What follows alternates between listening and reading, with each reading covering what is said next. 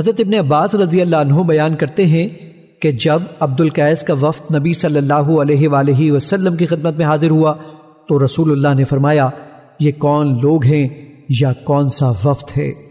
انہوں نے عرض کیا ہم ربیہ قبیلے کے لوگ ہیں۔ آپ صلی اللہ علیہ وآلہ وسلم نے فرمایا قوم یا وفد خوش آمدید، تم کشادہ جگہ آئے اور تم رسوا ہوئے نہ نادم۔ انہوں نے عرض کیا اے اللہ کے رسول ہم صرف حرمت والے مہینوں میں آپ کی خدمت میں حاضر ہو سکتے ہیں، ہمارے اور آپ کے مابین مضر کے کفار کا یہ قبیلہ آباد ہے، آپ کسی فیصلہ کن امر کے متعلق حکم فرما دیں تاکہ ہم اپنے پچھلے ساتھیوں کو اس کے متعلق بتائیں اور ہم سب اس کی وجہ سے جنت میں داخل ہو جائیں۔ اور انہوں نے آپ سے مشروبات کے متعلق دریافت کیا تو آپ نے 4 چیزوں کے متعلق انہیں حکم فرمایا اور 4 چیزوں سے انہیں منع فرمایا۔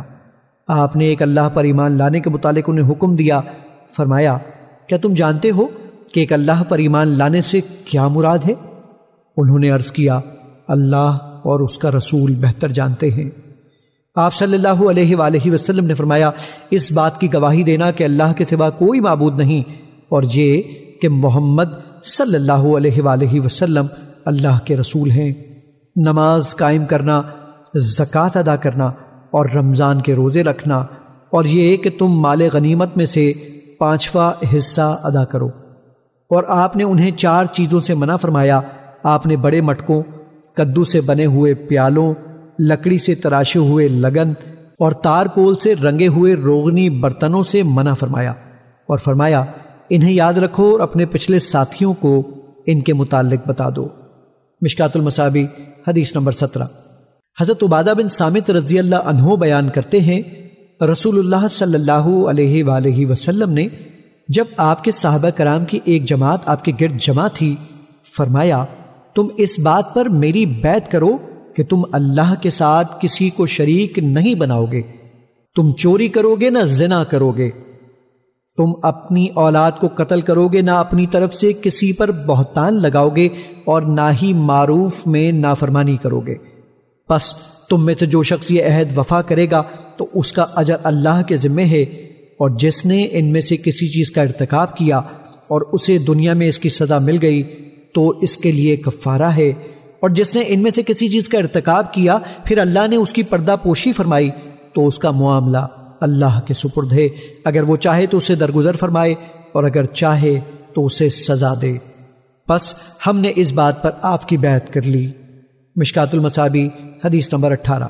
حضرت ابو سعید خدری رضی اللہ عنہ بیان کرتے ہیں رسول اللہ صلی اللہ علیہ وآلہ وسلم عید الاضحیٰ یا عید الفطر کے موقع پر عیدگاہ کی طرف تشریف لائے تو آپ خواتین کے پاس سے گزرے تو فرمایا خواتین کی جماعت صدقہ کرو کیونکہ میں نے جہنم میں تمہاری اکثریت دیکھی ہے۔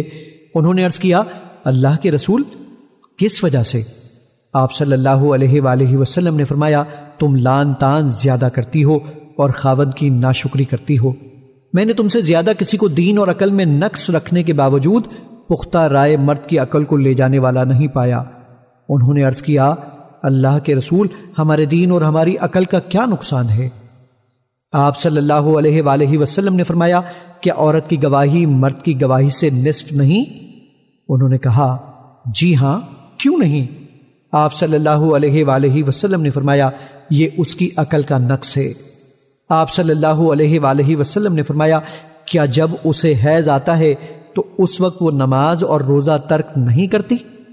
انہوں نے عرض کیا کیوں نہیں، ایسے ہی ہے۔ آپ صلی اللہ علیہ وآلہ وسلم نے فرمایا یہ اس کے دین کے نقص میں سے ہے۔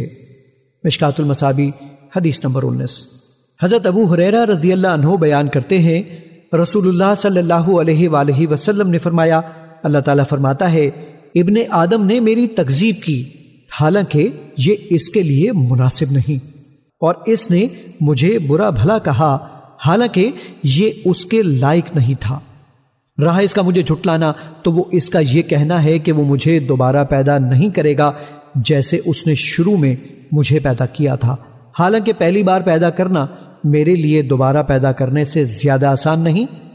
اور رہا اس کا مجھے برا بھلا کہنا تو وہ اس کا یہ کہنا ہے اللہ کی اولاد ہے، حالانکہ میں یکتا بے نیاز ہوں جس کی اولاد ہے نہ والدین اور نہ کوئی میرا ہمسر ہے۔